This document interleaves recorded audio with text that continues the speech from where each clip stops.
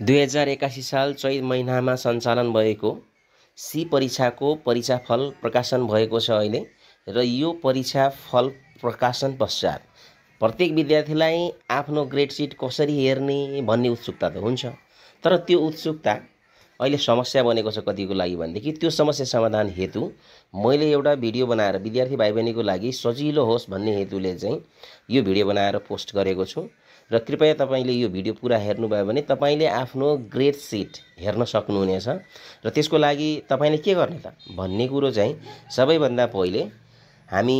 आफ्नो grade seat हेर्नको लागि यसरी गुगल क्रोममा जानुपर्ने हुन्छ र यो गुगल क्रोममा अघि मैले हेरेको थिएँ एउटा भाइको, त्यसैले यो अहिले आएको छ र यसरी गुगल क्रोममा हामी गुगल क्रोममा जान सक्छौं र यो गुगल क्रोममा गइसकेपछि हामीले यसरी अब तपाईले यहाँ टाइप गर्न सक्नुहुन्छ सर्च बारमा c.ntc.net.np 2081 र यसरी टाइप गर्दा तपाईको यो माथि देखिरहेको यो आयो भने ठीक छ, नभए तपाईले यति टाइप गर्नु होला र यसलाई लगइन गर्नु होला। लगइन गरिसकेपछि यस्तो खालको एउटा इन्टरफेस खुल्नेछ र यो इन्टरफेस खुलिसकेपछि सबैभन्दा माथि रहेको यो ntc.net.npc रिजल्ट लेखेको छ, यसमा तपाईहरुले क्लिक गर्नु होला र यो क्लिक गरिसकेपछि हामीसँग यस्तो खालको एउटा इन्टरफेस खुल्नेछ र यो इन्टरफेसमा माथि टपमा जुम गरेर देखाउँदैछु म तपाईहरुलाई सी रिजल्ट 2081 लेखेको छ र यसको लेफ्ट साइडको टपमा सी होम र ग्रेड सिट लेखेको छ र यसरी हामीलाई रिजल्ट मात्र हेर्नु छ भने सिम्बल नम्बर इन्ट्री गर्नु सर्च गर्नुस्। हैन मलाई त मार्कसिट पनि चाहिएको छ भन्ने लागिरहेको छ भनेदेखि अब तपाईहरुले यसलाई ग्रेड सिट भन्ने छ यसमा क्लिक गर्नु होला र यसमा गइसकेपछि हामीले ग्रेड सिट सहितको रिजल्ट हेर्न सक्ने छौं। त्यसैले यसलाई जुम गरेर फेरि पनि म तपाईहरुलाई देखाउँदै छु र सिम्बल नम्बर लेखेकोमा सिम्बल नम्बर टाइप गर्नु होला र डेट अफ बर्थ लेखेकोमा डेट अफ बर्थ यो प्याटर्न कुन प्याटर्न छ त्यो प्याटर्नमा टाइप गर्नु होला। यहाँ उल्लेख गरेको 3 वटा प्याटर्न छ, त्यसपछि सर्च गर्नु होला तपाईको अनि मार्कसिट देखा पर्नेछ र तपाईहरुलाई सजिलोको लागि एउटा डेमोको लागि हाम्रो विद्यालय श्री जनता मावि भरतपुर खोरबाट सहभागी भएको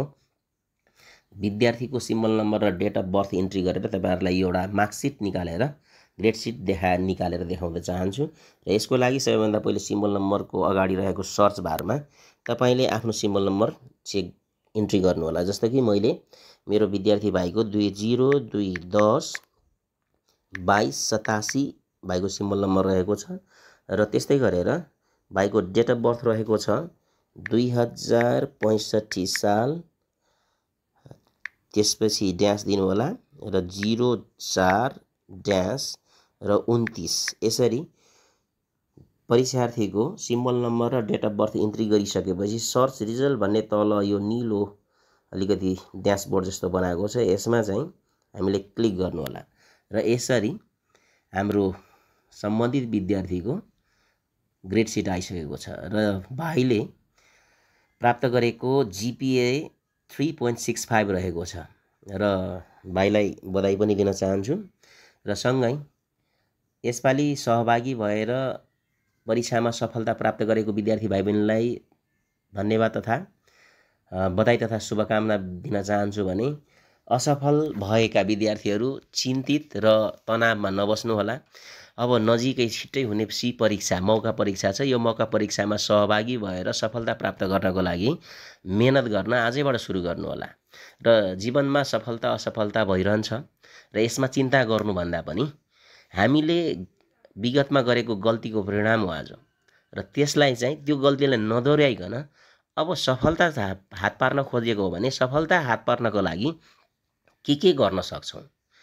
त्यो आफ्नो क्षमताले भ्याएसम्म गर्नु होला र सफलता प्राप्त गरे पनि नगरे पनि त्यसबाट डिप्रेस हैन, त्यसबाट सिकाइ हुन जरुरी छ र त्यसपछि सिकाइ गर्ने क्रम यदि जारी राख्ने हो भनेदेखि सबैले आफ्नो जीवनलाई सफल बनाउन सक्छ र अब मौका परीक्षामा सहभागी हुने सम्पूर्ण विद्यार्थी भाइ बहिनी सबै सफल हुनु भन्ने मेरो शुभकामना र मनोकामना रहेको छ र आजलाई यो भिडियो हेर्नु भएकोमा सबैलाई धन्यवाद छ र यदि मलाई फलो गर्नु भएको छैन भने फलो गर्नको लागि पनि सम्पूर्णलाई आग्रह गर्दछु। हस्त, धन्यवाद।